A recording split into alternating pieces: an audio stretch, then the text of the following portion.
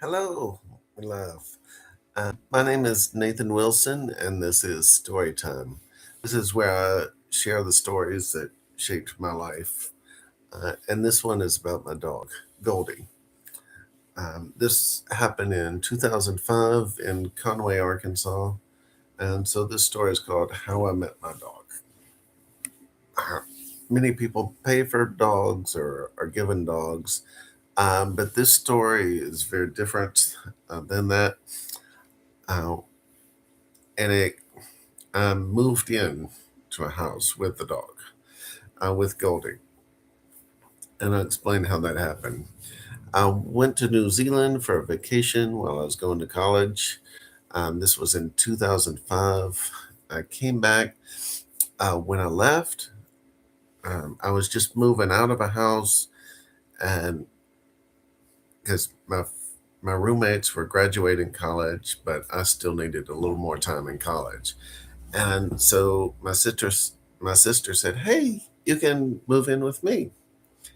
And I said, "Okay." So I went to New Zealand, but when I came back from New Zealand, the house had already sold. My sister's house, she had, she had sold her house while I was in New Zealand. Didn't tell me this while I was in New Zealand, but just did it. Um, and I didn't know where to live. And so, but she said, "Hey, there's good news. There's the realtor who sold our house. She has another house that's vacant that nobody's living in, and you can live in that house and pay rent on it." And the rent was super cheap, like 150 or $200 a month. I said, "Wow, really? Let me." But she said, "There's a dog living in this house." I said, "That's very strange, but let me go check it out." And I checked it out, and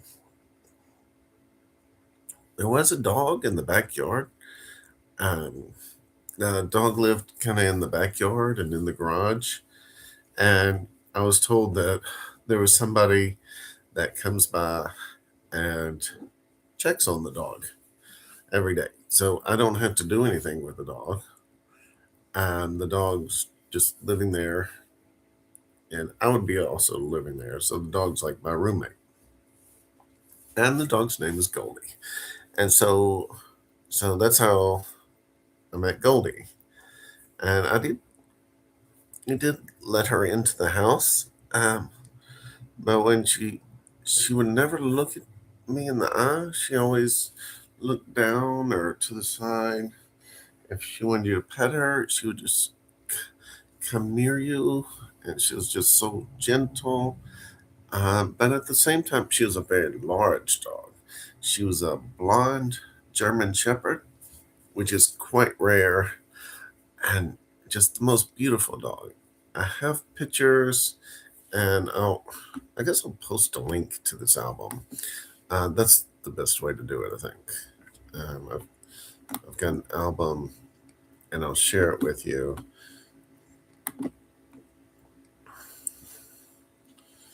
Okay, this album is called Goldie. Um, I'm just doing this on my computer. Um,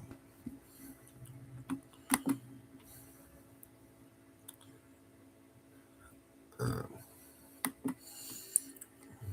okay, I create a link. Hopefully, the link still works.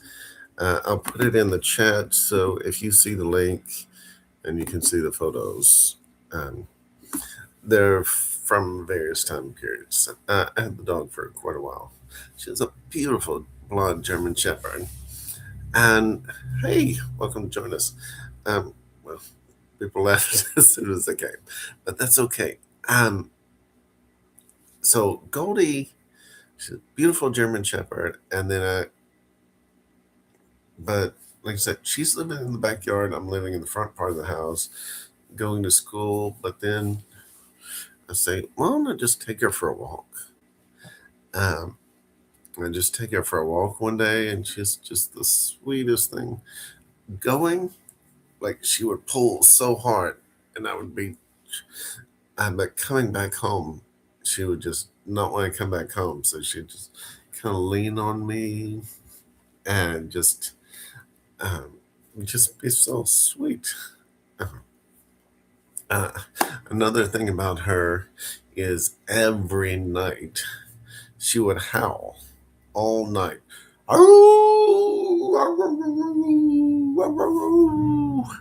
Just so loudly. I have no idea why the neighbors didn't complain, but I guess by the time I got to the house, they were just used to it. But that's what happened.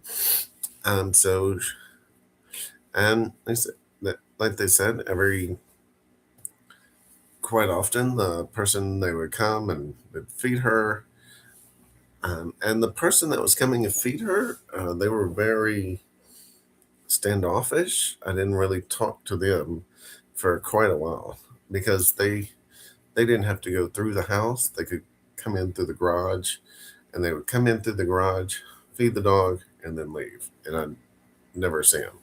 Or, and quite often they do it while I was in class.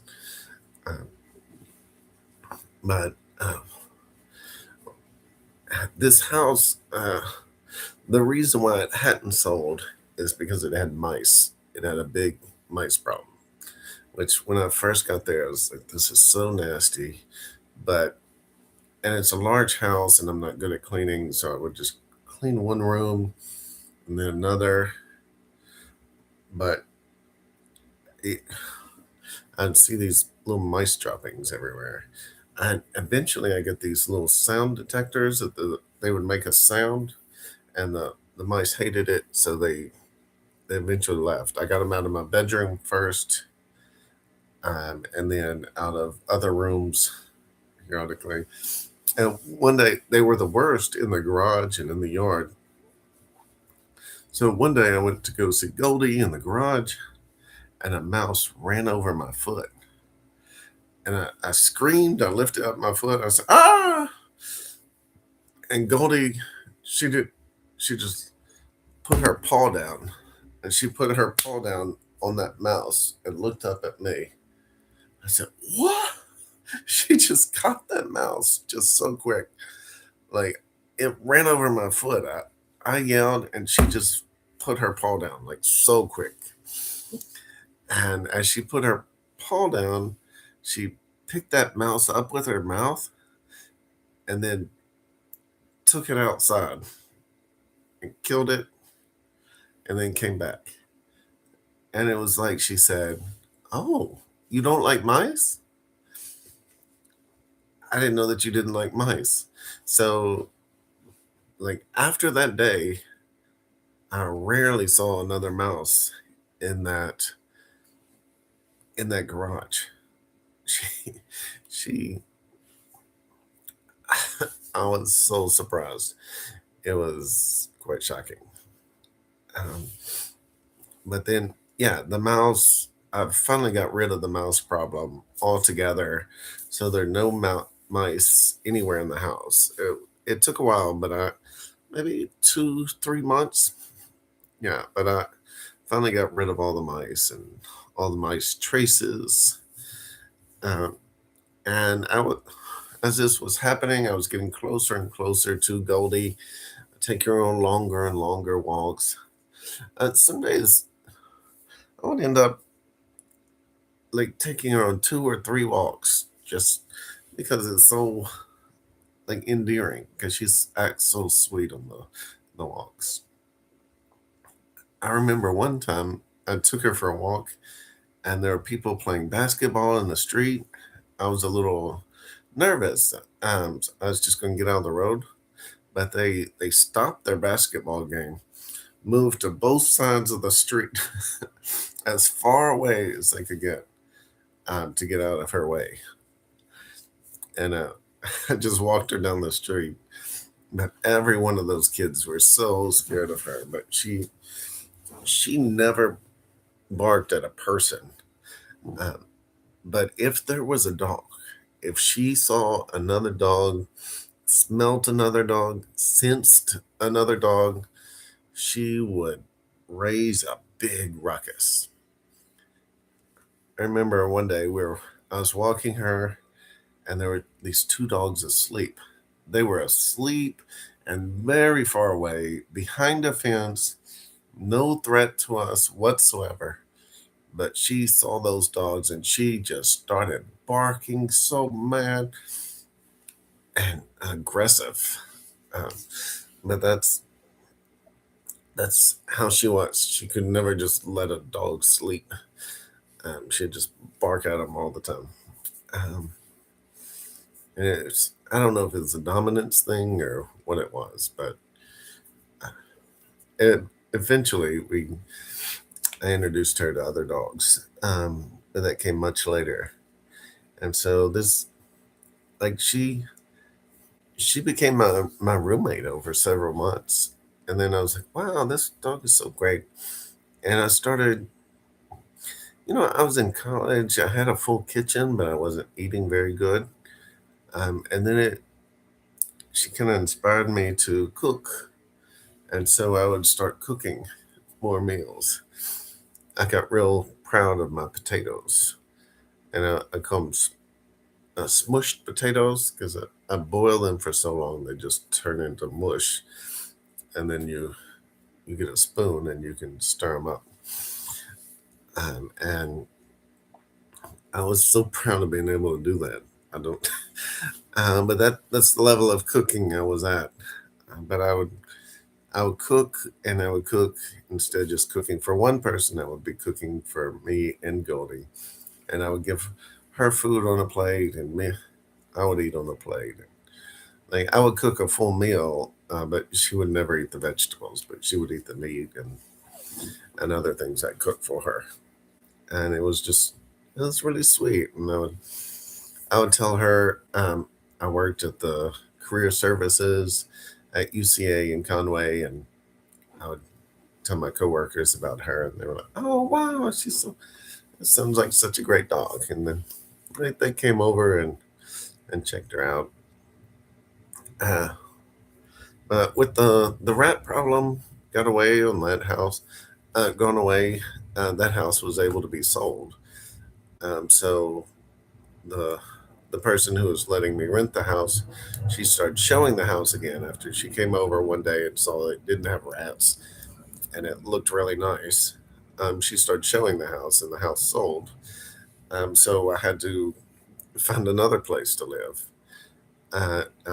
Decided to live on campus at UCA. It's not my final semester, but one of my final semesters. And I got a dorm room. Uh, but, you can't have dogs in the dorm room. So, but I told my coworkers at Career Services about Goldie, and they said, "Wow, you can bring Goldie over to our house. We have a large backyard." And so I did. Um, and Goldie stayed with my coworkers, and I would go there. And one day I went there. They weren't there, but Goldie was there, so I took Goldie on a walk, and I'd take her on really long walks. So when we came back, they were all home, and they said that's the same thing they did. Like there were three girls that it was their house, and Goldie was with them, and they said each one of them had taken Goldie for a walk that day. So it was her fourth walk that day, and it was pretty neat. But after living away from her, then the next, I think I graduated college or went back. No, I think I went home for the summer, and I took her. Another thing, when I would drive with Goldie, she would always stand up in the car. And I wasn't a very good driver at the time. Driving reckless, too fast, take turns too sharp just because it's fun. And then, but if I drove smoothly, if I drove slowly and carefully, and very excellent driving skills, uh, more comfortable ride, she would start to get more comfortable. She would start to sit down and lay down. But if I had like hard braking, and she would stand up and then I can't see anything out of my rear view mirror. I couldn't see anything that was behind me. So she helped me become a better driver by driving with her, because I'd want her to be set down so she feels more comfortable and she's not like when she stands up, she takes up so much room in the car. But if she's laying down, a totally different feeling in the car. But that's how I met Goldie, and I'm just going to tell you her whole life story. I was, yeah, so met her then, and then she lived with me. I was at my sister's house for a while, and she was around other dogs, and then back home again to my parents, and we lived several places over several years. And she became an older dog, and she didn't get around so well. And I should mention, when I met Goldie, the reason why the person was taking care of her is because she had been abandoned. She was like she's a beautiful German Shepherd, and she'd gotten old enough where she couldn't make any more puppies. And I think somebody was having her as like a puppy mill where they keep breeding her and breeding her until like they used her up, and then they just threw her out threw her out on some farm road. So that was the reason for the shyness and the standoffish, and but she was really happy to be adopted by me. But it was okay. So back to the farm. She's getting older, and she's not moving around so much.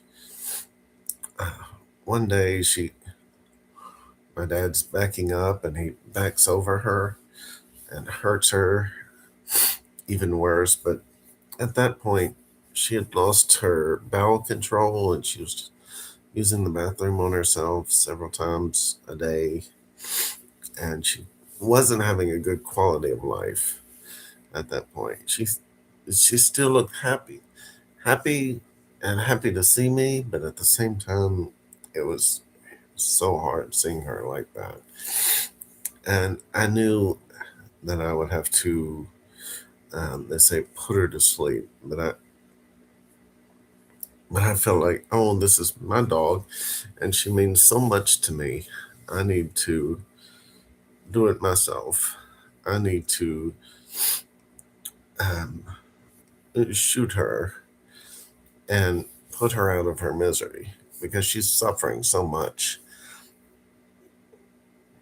But I just kept putting it off and kept putting it off because I can't do that because that's my dog, that's Goldie. But at the same time, I'm seeing her suffer, and there's nothing I can do about that. She's older, and there's nothing.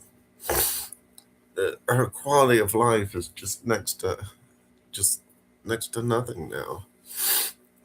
And then one day I was working and I was reading electric meters, and I went I left and I didn't see her around the house. And then I came back and she still wasn't there. And 2 or 3 days later, um, my mother calls me and she says, "Hey, we found Goldie. Um, she's not alive. She dug herself a hole, and she went to down underground to she dug a hole, and she buried herself. They tried to get her out of the hole, but she couldn't. They couldn't get her out of it because. And when I went home, I tried. I looked, and she had already passed away. She had, she went to that hole. She dug a hole to bury herself, and that's so moving. I mean, that she would do that, to think of her other people, and I mean, to bury herself is just beyond me. I mean, there was I mean, there was still the hole there, and so I just filled in with dirt, and then filled in um, with I mixed a bag of cement on top of the area, so no animals would dig her up or anything. And that's what she's buried at Granny and Papa's farm. You'll see under the trees, like near the creek bank, and there's some concrete in a place where you wouldn't expect to have concrete. It's not like I didn't mix it very well, so it's kind of more of a circular thing that her.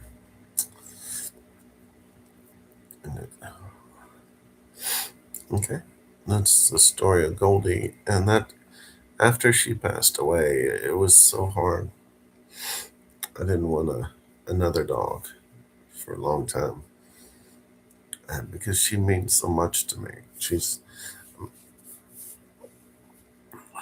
And that's why I thought, like when Lucas, when you and your mom and really wanted a dog, that's kind of my hesitation. I didn't want to, I didn't want